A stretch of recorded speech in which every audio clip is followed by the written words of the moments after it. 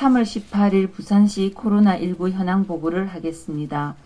오늘 신규 확진자는 1명이며 누계 102명입니다.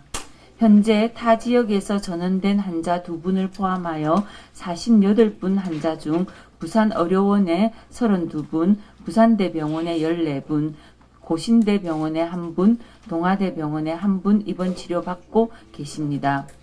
오늘 신규 확진자에 대한 간략한 설명을 드리도록 하겠습니다. 신규 확진자는 3월 16일 스페인 바르셀로나를 출발하여 아부다비를 경유하고 3월 17일 인천공항으로 입국하였습니다.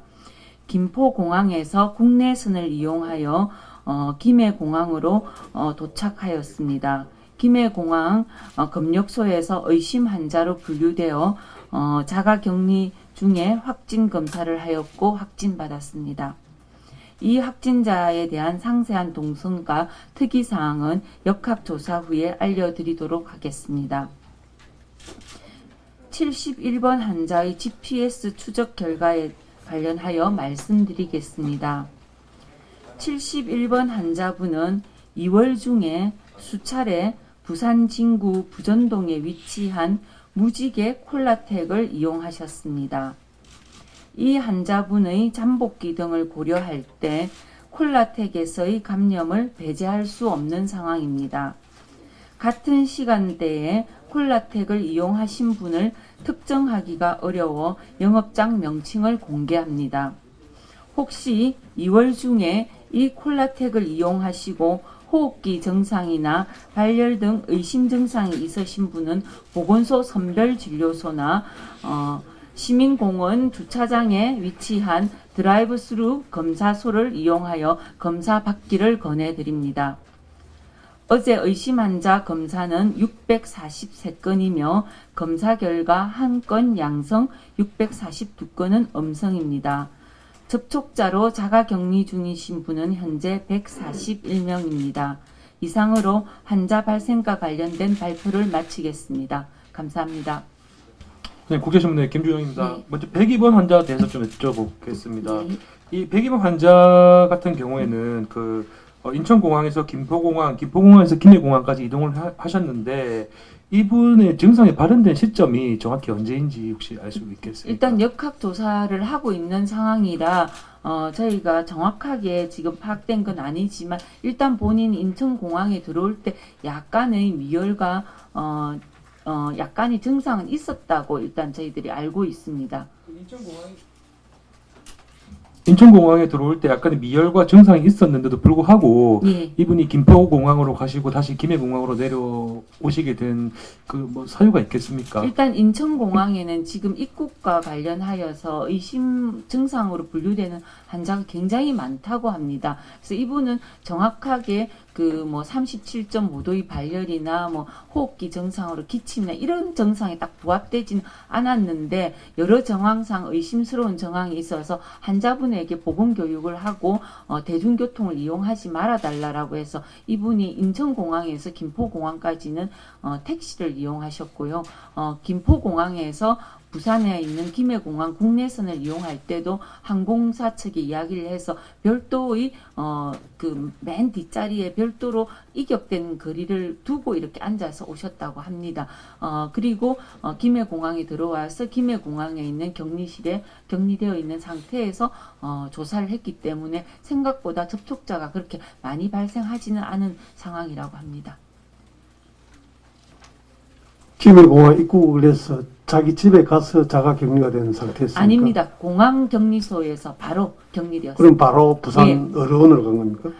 부산 공항에 김해공항 국제선에 격리시설이 있습니다. 거기 격리시설에 격리시설에 있는 동안에 검사를 시행했고 그 결과가 나오자마자 확진 결과가 나와서 바로 부산 의료원으로 이송을 하였습니다. 그래서 공항에서 바로 병원으로 이송이 되었습니다. 혹시 여행 지역은 정확히 어디인지 그리고 숙소는 저번 91번 환자처럼 유스 호스텔을 사용했는지 그런 부분은 알 수 있겠습니까? 일단 저희가 파악한 거는 1월 2일 날 한국에서 출국을 한 걸로 되어 있고요. 3월 16일 날 그러니까 저기 스페인에서 출발하신 걸로 되어 있고 줄곧 스페인에서 머물렀던 걸로 알고 있습니다. 예, 과장님 71번 확진자 예. 관련해 가지고요. 지금 확인하신 거에서 콜라텍 한 곳만 이용한 걸로 확인이 됐는지, 그리고 정확히 언제 날짜 이후에 GPS 조사를 하셨고 그 조사하신 기간 동안 몇 차례 이용을 한 걸로 나왔는지. 일단 저희가 GPS 요청은 2월 1일부터 요청을 했고요.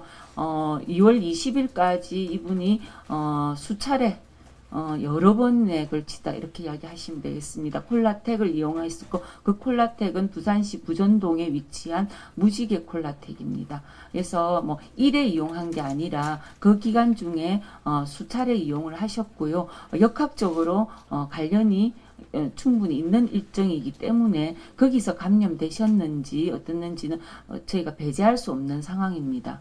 다른 콜라텍은 안 지금 나왔습니까? 현재로 저희가 나온 콜라텍은 요 콜라텍 하나가 그러면 지금 특정입니다. 접촉자가 이제 다수가 있을 수 있는데 굉장히 네. 중요할 것 같은데요. 이게 파악을 어떻게 뭐 CCTV를 보시는지 아니면 뭐 결제 내역을 통해서 확인을 하시는지 어떻게 되는 겁니까? 일단 콜라텍의 이용 장소의 특징이 뭐 신용카드를 쓴다거나 이런 것보다는 대부분 저희들이 아는 거는 현금으로 거래를 하시고 해서 그 이용자를 특정하기 굉장히 어려운 상황이라고 합니다. 그래서 저희가 이 명칭을 공개를 한 거는 이 기간 동안에 그러니까 2월 중에 콜라텍을 이용하시고 의심 증상이 있으신 분들은 검사 받기를 권고해 드립니다.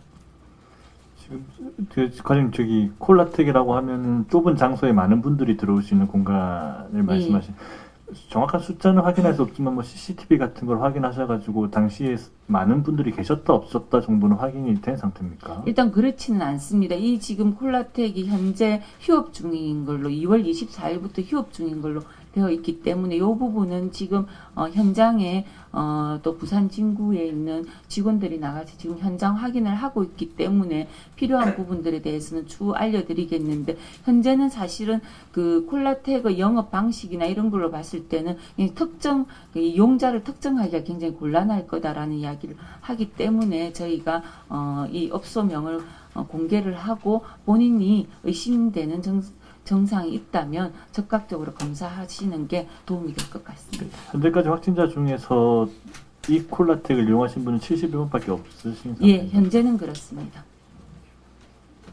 근데 71번도 사실 구두 역학 조사에서는 확인이 안 됐던 내용이지 않습니까? 그죠? 이런 상태로라면 구두 역학 조사로서는 사실 신뢰를 할 수 없다는 결론이 나오는데 그래서 저희가 그 진술을 받고 역학조사에서 굉장히 비는 시간이 많다든지 이런 경우에는 저희가 GPS를 적극적으로 지금 그전에는 저희가 GPS 추적할 수 있는 권한이 질병관리본부에만 있었지만 최근에 이게 심각 단계에 들어오면서 시도에서 직접 GPS 추적을 할 수 있도록 권한을 이제 저희들한테 줬기 때문에 저희가 부산시 경찰청이랑 협조해서 이런 부분들 적극적으로 이용을 해서 이런 동선들을 밝혀내도록 하겠습니다. 아니 그럼 구두 조사 당시에 이렇게 누락된 부분이 있는 환자의 경우에는 뭐 차후에 다른 조치가 들어가는 겁니까? 왜냐하면 제가 걸렸다고 했는데 제가 알리고 싶지 않은 동선은 구두조사에서 안 올렸을 경우에는 문제가 되는 부분 같아서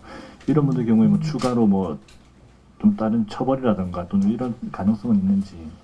원래 그 동선이나 이런 것들이 역학적으로 관련이 있는데 본인이 허위 진술을 하거나 하는 거는 사법적으로 뭔가 그 제재 요인이 있습니다만 일단 지금 그것들이 이게 완벽하게 위법한 사항인지 아닌지는 여러 가지 정황들을 살펴봐야 될 것 같습니다. 리더스 경기신문 운동화 기자입니다. GPS 관련해서 한 번 더 여쭤보겠습니다. GPS를 조사를 해야겠다고 판단이 되면은 어떤 식으로 어떤 절차에 의해서 그 GPS를 받게 되고 어떻게 해서 역학조사를 진행하게 되는지. 일단 저희가 역학조사를 할 때 이분의 동선이 분명하거나 뭐 자가 격리 중이라거나 뭐 이런 게 분명한 경우에는 저희가 GPS 요청을 하지 않지만 이분의 이분 본인도 모르는 감염 경로가 있을 수도 있고 하기 때문에 감염 경로가 불분명하다든지 여러 가지 정황상 저희가 조금 이 동선상에 설명되지 않는 부분들이 있을 때는 저희가 경찰청에다가 GPS 요청을 합니다. 그럴 때는 환자의 그 인적 사항에 대한 법적 근거를 갖고 인적 사항을 드리고 매월 며칠부터 매월 며칠까지 동선을 공개해 달라라고 요청을 합니다. 그러면은 경찰청에서는 여기 GPS가 결국은 핸드폰의 그 위치 추적이기 때문에 통신사에서 이 통신기계의 그 위치 추적을 받아서 저희들에게 다시 공개를 해주고 있습니다.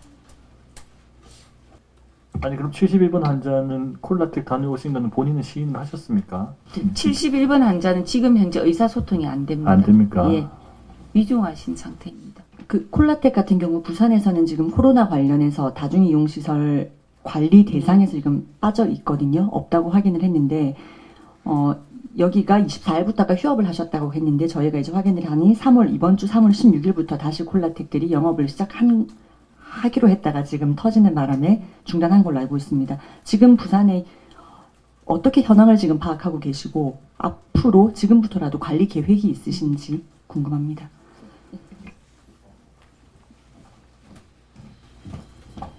네, 재난대응과장 이상태입니다. 콜라텍이 현재 부산에 47개 정도 있는 걸로 알고 있습니다. 그 장소는 아마 좀 시내 쪽에 진구하고 저 중구나 아마 이런 좀 사람들이 많이 계신 곳, 사람들이 왕래가 잦은 곳에 지금 있는 걸로 알고 있는데요.